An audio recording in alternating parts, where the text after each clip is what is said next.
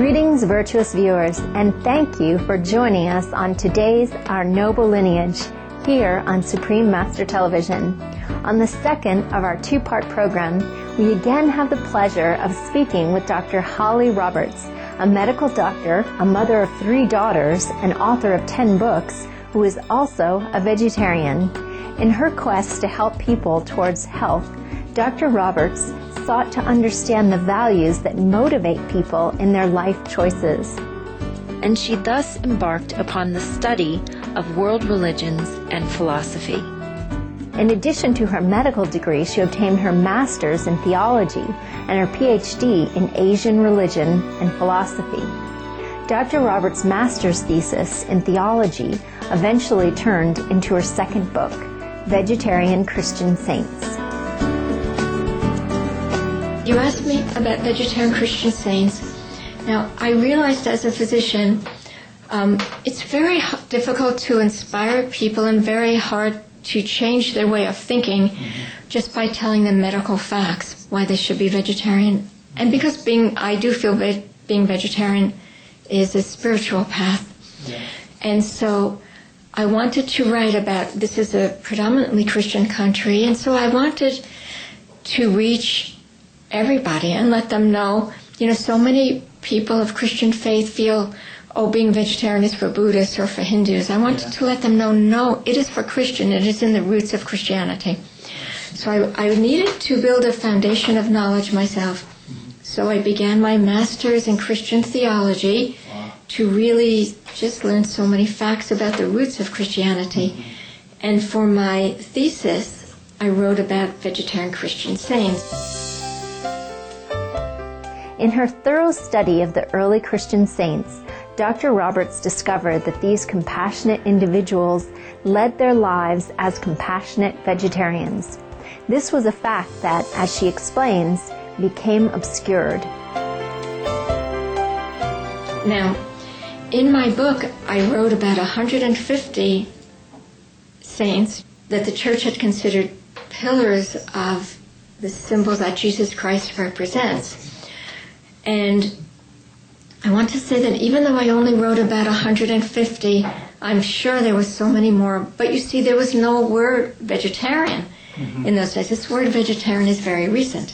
I had to read through and find 2 passages about each of these saints. One was that never would he or she take the life of any being, and never would his or her lips touch flesh. Yeah, and that was it.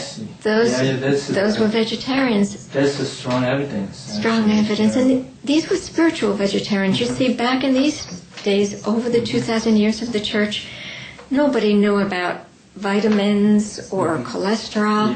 No. But all of these people were vegetarian for very spiritual reasons. Yes. And they would not harm the life of any being. And then when I read about them, I realized, well, you see, the church went through different phases of the criteria for people to be canonized. And sometimes they canonized people who were martyrs, who had to die for Christianity. But most of the time, and in the beginning of the church, they found these people who were ascetics, who just wanted to live the simplest of lives and meditate and not take the life of any being and not harm the planet. And this was way before they knew about global warming. But they realized just to living the simplest of lives was the highest. They didn't want materialism. In her extensive research, Dr. Roberts discovered that some of the best loved and most revered saints were vegetarians. And then there were other people who were canonized who were mystics, like everyone knows of St. Francis of Assisi. Well, there were a number of other mystics who were vegetarian, who really reached these high spiritual levels, and they knew they should not harm any being. And then there were others who just lived in compassionate kindness. And one who I think is very important is St. Jean-Marie Vianney, and he is so important because he is the patron saint of parochial schools. And all these children who have gone to parochial schools, they don't know that the man, the pillar of parochial schools, He wouldn't harm any being. He wouldn't step on a worm. And so these were people, really the pillars of early Christianity. And they were vegetarian. They would just not harm any being, any creature. Dr. Roberts shared more about Christianity's compassionate roots that embraced respect for all forms of life and the effect such knowledge had on her personally.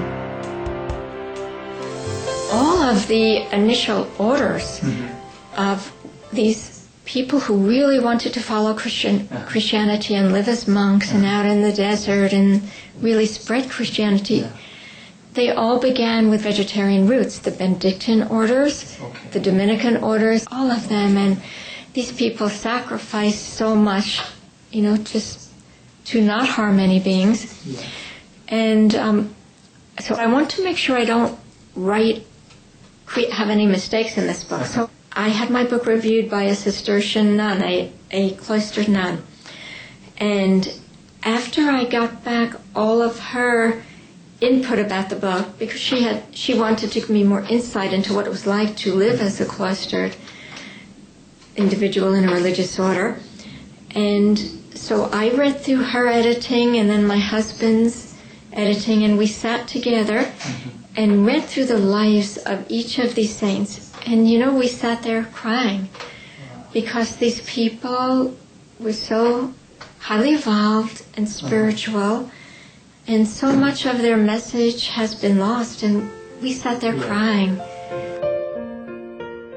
Dr. Roberts also shared her insight into the account of Jesus cleansing the temple in Jerusalem as described in the New Testament. Now, he went with his followers to Jerusalem, as is a blessing for Jews on Passover, but this had been a time, Passover, when people believed in the slaughter of animals. Now, if you go back to any ancient religion, if you look at Hinduism and Judaism, like 5,000-year-old religions, they believe that in part of their evolution from ancient people who slaughtered humans, go to the slaughter of other animals. And on Passover, there was unfortunately massive slaughter of these animals, of sheep and cows, and for the poorer people, the pigeons, the doves. And so Jesus went there, Passover, and he knew this would be his last act. And he went there and opened the cages and let out the animals. He let out the animals and he let out the doves, and he turned over the tables of the money changers. Now, so many people, they take this to mean that he didn't like that money was being changed in the temple, but it wasn't being changed inside the holiest of holy spot. This was where the Romans said the Jews should change money. Who knew what their money was worth? And so it went to the highest bidder. There was no foreign exchange policy. And so, of course, people would only give their sheep that they had bred to the highest bidder. And so I'm sure there was a lot of arguing, but I think the really important thing was Jesus said, you have changed God's house into a den of thieves. Now, what can you steal more than life? What can you steal more than an animal's life or a thief's life or a dove's life? A man of his level, I don't think he thought about money. I think he thought about the loss of lives. And I think that's the only thing that was important to him.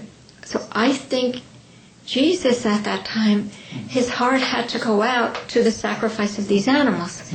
And if you take it one step further, sacrificing an animal's life when you don't need to.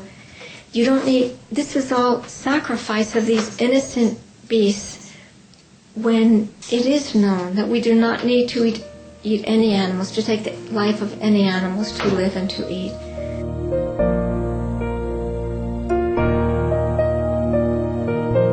In closing, Dr. Roberts reveals why Mahatma Gandhi is such an inspirational person in her own life. And he said he would always be a Hindu his whole life, but he read profusely of the other faiths and of Christianity and Judaism and Islam and Buddhism. And he said he thought each of us should try to read all of the other faiths, take the highest values, the highest form of living from each faith, melt that into our own faith and then be the highest form, the highest person we can be within our own faith, and live it to the highest level of nonviolence, compassion, and simple living. Now, if we look today, you can live simply as a vegetarian and live taking so much less of the earth and so much less of the water living as a vegetarian. We all know nowadays that people who consume a meat-based diet, it takes so much more land and causes so much more pollution and so much more water to feed an animal and then secondarily feed a human being. And Gandhi recognized this years back, that if you live in non-abundance and live on a plant-based diet, you are doing the best to protect this planet as you possibly can. The gracious Dr. Holly Roberts conveyed her appreciation and sent a message to Supreme Master Ching Hai. I want to thank you all. I want to thank your group for letting me talk on your show. I think you're a wonderful group. I hope that your messages of nonviolent living and compassion and peace, I hope they spread far and wide. And I'm so thankful you came to me and I was able to find out about your wonderful group and your Supreme Master, and just blessings to all of you.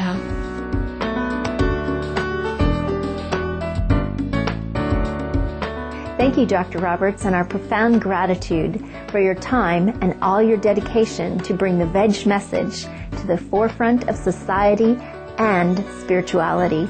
Blessed be your noble endeavors to uplift our world to a kinder place. Please visit www.angelipress.com for more information about Dr. Holly Roberts and her 10 books, which include Your Vegetarian Pregnancy, Vegetarian Christian Saints, The Vegetarian Philosophy of India, Doctrine of Inner Peace, and The Health of Merciful Living. Dr. Holly Roberts' books can also be purchased on Amazon.com and BN.com. Faithful viewers, we have enjoyed your company on today's program. Coming up on Supreme Master Television is Between Master and Disciples.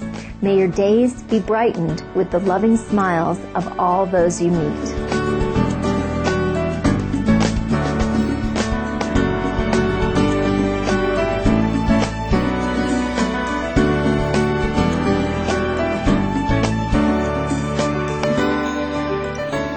For more details, please visit www.suprememastertv.com/NL.